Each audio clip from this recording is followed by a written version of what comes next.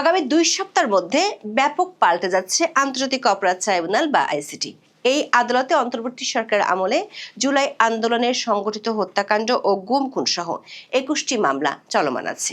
নতুন চিফ প্রসিকিউটরের হাত ধরে বড় ধরনের পরিবর্তন আসতে যাচ্ছে দেশ ও বিদেশে খবরের অংশ হয়ে যাওয়া এই ট্রাইব্যুনালের। আগামী 1 সপ্তাহের মধ্যে ট্রাইব্যুনালের একাধিক প্রসিকিউটর পদত্যাগ করতে পারেন অথবা তাদের সরিয়ে দেওয়া হতে পারে। সাথে সাবেক চিফ প্রসিকিউটর তাজুল ইসলাম সহ কয়েকজন প্রসিকিউটরের বিরুদ্ধে ঘুষ লেনদেন ও নানা ধরনের অনিয়মের যেসব অভিযোগ জমা পড়েছে সেগুলোর তদন্তে বিশেষ টিম গঠন করা হতে পারে। সবচেয়ে বড় যে উদ্যোগটি নতুন প্রসিকিউশন টিম নিতে যাচ্ছে সেটি হলো এই আদালতে সাবেক প্রধানমন্ত্রী শেখ হাসিনার বিরুদ্ধে মৃত্যুদণ্ড দেয়া সহ যে 3টি মামলার রায় হয়েছে সেগুলো নথিপত্র নতুন করে পরীক্ষা নিরীক্ষা করা হবে। শুধু পরীক্ষা নিরীক্ষাই করবে না, এসব মামলার রায়ে কোনো অনিয়ম পাওয়া গেলে আইনগত ব্যবস্থা নেওয়া হবে বলে জানিয়েছেন নতুন chief prosecutor advocate Mohammad Aminul Islam. আইসিটির একাধিক সূত্র বলছে, ট্রাইব্যুনালে যে 21টি মামলা চলমান সেগুলোতে বেশিরভাগ আসামি করা হয়েছে সাবেক অন্তর্বর্তী সরকার কিচেন ক্যাবিনেটের সদস্যের হুকুমে, এমন জনশ্রুতি আছে। এই অভিযোগটি গুরুত্ব দিয়ে তদন্ত করতে চায় নতুন প্রসিকিউশন। পাশাপাশি দল নিষিদ্ধের বিধান ও সেনা সদস্যদের এই ট্রাইব্যুনালের বিচারের বিধান যুক্ত করা সহ অন্তর্বর্তী সরকার আমলে জারি হওয়া আইসিটি নিয়ে 4টি অধ্যাদেশের গ্রহণযোগ্যতা ও আইনি বৈধতা পর্যালোচনা করবে নতুন প্রসিকিউশন। এসব অধ্যাদেশ ও সংশোধনী নিয়ে সুপ্রিম কোর্টের সিনিয়র আইনজীবীদের একটি দল উচ্চ আদালতে চ্যালেঞ্জ করতে পারে এমন খবর আছে নতুন প্রসিকিউশনের কাছে। তার আগেই আইনি বিষয়গুলো ঝালাই করে নিতে চায় নতুন প্রসিকিউটর ও তার টিম। সংশ্লিষ্টরা মনে করেন, তদন্ত হলে গত 18 মাসে আইসিটির অনেক অজানা কাহিনী বেরিয়ে আসবে। বিস্তারিত জানতে চলুন যাওয়া যাক বিশ্লেষণে।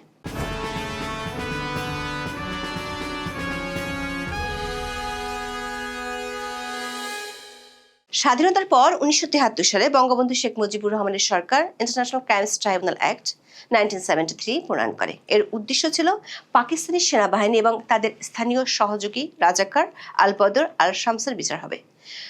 তবে 1975 সালের রাজনৈতিক পট পরিবর্তনের ফলে এই বিচার প্রক্রিয়া দীর্ঘ সময় থমকে থাকে। 2008 সালের সাধারণ নির্বাচনে আওয়ামী লীগের নেতৃত্বাধীন মহাজোটের অন্যতম প্রধান প্রতিশ্রুতি ছিল যুদ্ধাপরাধীদের বিচার। ক্ষমতায় আসার পর 2009 সালে তৎকালীন আওয়ামী লীগ সরকার 1973 সালের আইনটি সংশোধন করে এবং 25শে মার্চ 2010 সালে আনুষ্ঠানিকভাবে প্রথম ট্রাইব্যুনাল গঠন করা হয়।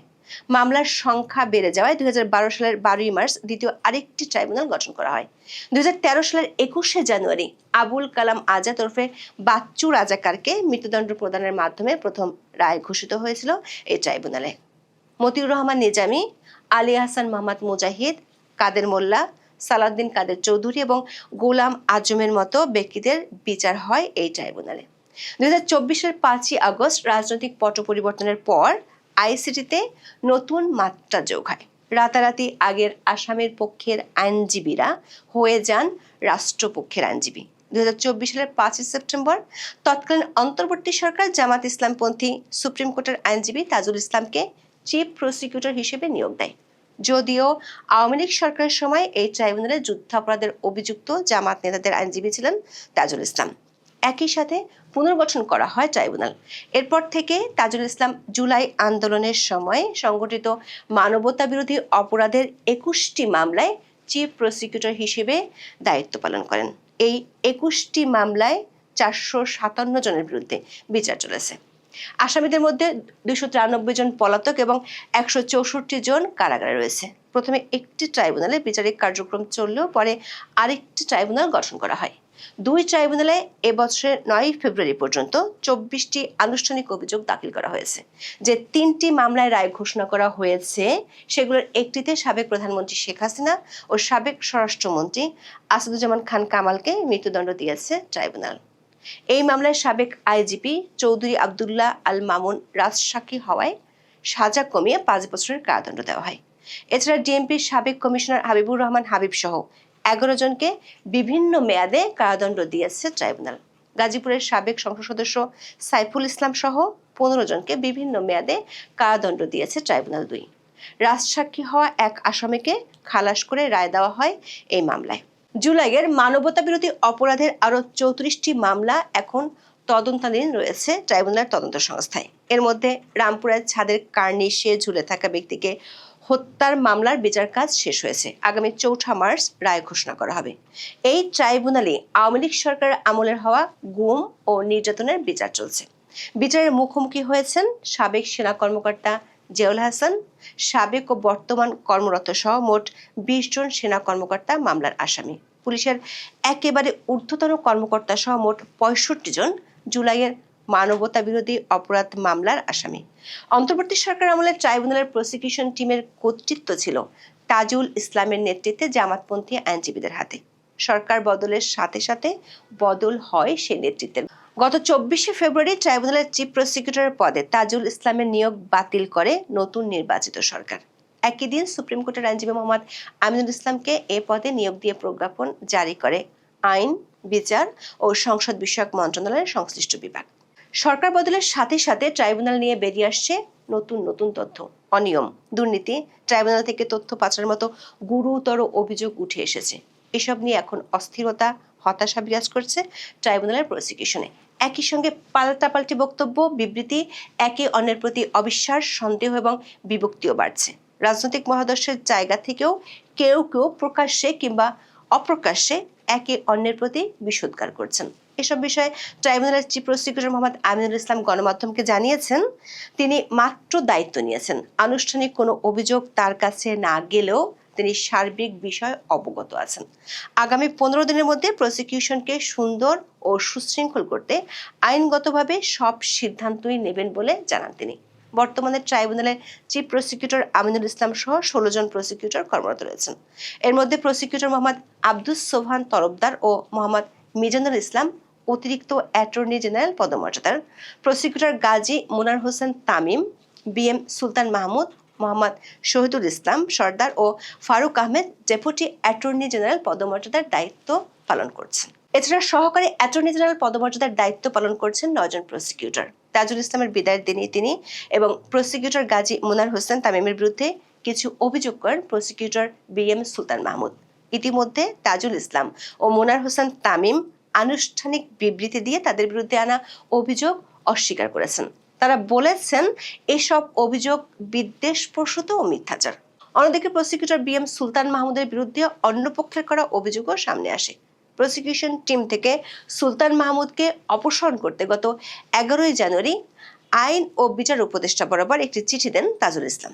এতে সুলতানের বিরুদ্ধে বেআইনিভাবে ট্রাইব্যুনালের গোপন তথ্য বাইরে সরবরাহ, বিশ্বাস শৃঙ্খলা ও আচরণবিধি ভঙ্গ করা, সুপ্রিম কোর্টে নিরাপত্তা প্রহরীকে মারধর ও গুলি করে হত্যার হুমকি, গানম্যানকে নিয়ে তুচ্ছ কারণে যত্রতত্র যাকে তাকে গুলি করার নির্দেশ, স্ত্রীকে শারীরিক ও মানসিক নির্যাতন করার অভিযোগ আনা হয়। তবে সুলতান মাহমুদের স্ত্রী পাল্টা অভিযোগ করেছেন, পারিবারিক বিষয়ে তাজুল ইসলাম ও হুসেন তামিম তাকে ভুল বুঝিয়ে অভিযোগপত্রে স্বাক্ষর করিয়েছিলেন। ট্রাইব্যুনাল সূত্রগুলো বলছে, প্রসিকিউশন বিএনপি ও জামাত ইসলামের রাজনৈতিক মহাদর্শের জেরে বিবাদে জড়িয়ে পড়েছে। একজন প্রসিকিউটর নাম প্রকাশ না করার শর্তে বলেছেন, প্রসিকিউশন পুনর্গঠনের সময় আইন, বিচার ও সংসদ বিষয়ক মন্ত্রণালয় থেকে বিএনপি ও অন্যান্য দলের কয়েকজন আইনজীবীকে প্রসিকিউটর হিসেবে অন্তর্ভুক্ত করার প্রস্তাব দেওয়া হয়েছিল। তবে বিএনপিপন্থী শীর্ষ আইনজীবীরা ট্রাইব্যুনালে কোনো আইনজীবী প্রসিকিউশনে নিয়োগ দিতে অনাগ্রহ দেখান। জানা গেছে, প্রসিকিউটর সুলতান মাহমুদ বিএনপি পন্থী আইনজীবী হিসেবে পরিচিত। জামাতপন্থী অন্য কয়েকজন প্রসিকিউটরের সঙ্গে তার এক ধরনের মনস্তাত্ত্বিক দ্বন্দ্ব রয়েছে অনেক আগে থেকেই। প্রসিকিউটরদের সঙ্গে কথা বলে জানা গেছে, অভিযোগ পাল্টা অভিযোগের পর অ্যাডভোকেট তাজুল ইসলাম ও গাজী মোনার হোসেন তামিমের পক্ষে দাঁড়িয়েছেন অন্তত 5 জন প্রসিকিউটর। অন্যদিকে সুলতান মাহমুদের পক্ষে দাঁড়িয়েছেন 5-6 জন প্রসিকিউটর। এর মধ্যে পদ, পদবি ও গাড়ির সুবিধা না পাওয়ার মতো অনুযোগও রয়েছে কয়েকজন প্রসিকিউটরের, যারা সহকারী অ্যাটর্নি জেনারেল পদমর্যাদার আইন কর্মকর্তা। দায়িত্ব নেওয়ার প্রথম দিনই এসব অভিযোগ চাওয়ার হয় ভাবতে হচ্ছে নতুন চিফ প্রসিকিউটর আমিনুল ইসলামকে। 2 সপ্তাহের মধ্যে এসব বিষয়ে তদন্ত কমিটি গঠন করার কথা ভাবছেন সরকারের শীর্ষ মহল। বিশেষ করে জুলাই আন্দোলনে সংগঠিত মানবতা বিরোধী অপরাধের মামলায় শেখ হাসিনার বিরুদ্ধে সাবেক আইজিপি চৌধুরী আব্দুল্লাহ মামুনকে রাজসাক্ষী করতে ট্রাইব্যুনালের প্রসিকিউটর গাজী মোনার হোসেন তামিমের বিরুদ্ধে ঘুষ লেনদেনের অভিযোগ উঠেছে।